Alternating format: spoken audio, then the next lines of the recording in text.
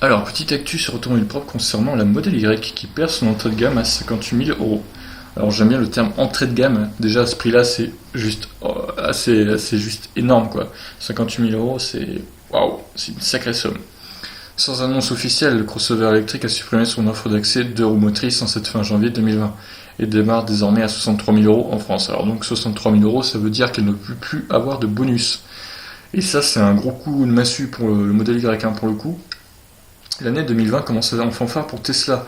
Après des ventes 2019 en hausse et une capitalisation dépassant 100 milliards de dollars, d'euros même, l'entreprise a annoncé un nouveau bénéfice, mais cette année sera aussi celle de l'internationalisation.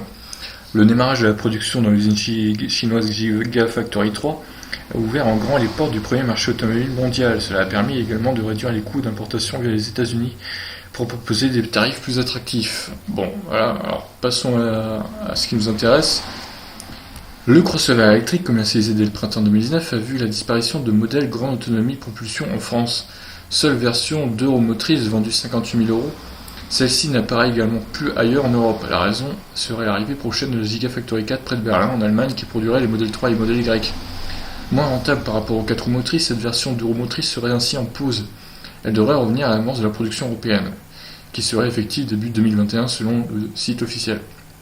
En attendant, la grande autonomie reste facturée à 63 000 euros contre 70 000 pour la version performance. Enfin, le modèle Y, autonomie standard, estimé à 50 000 euros, est toujours programmé pour début 2020. Alors ça, c'est pas une très bonne nouvelle pour le coup, parce que là, voilà, la version à 58 000 euros aurait pu avoir 3 000 euros de bonus, donc ça leur mise à 55 000 s'ils n'avaient pas modifié les prix.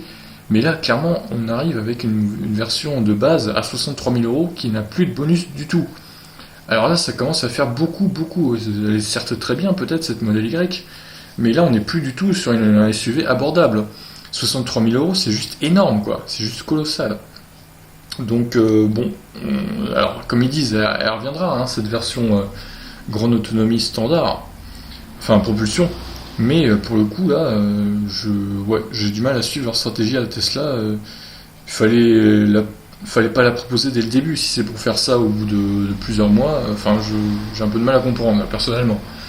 Voilà, bon, bah écoutez, ceux qui ont commandé en tout cas la grande autonomie propulsion en France, ben je sais pas quand c'est qu'ils l'auront, hein, cette voiture, parce que là, c'est quand même assez mal parti.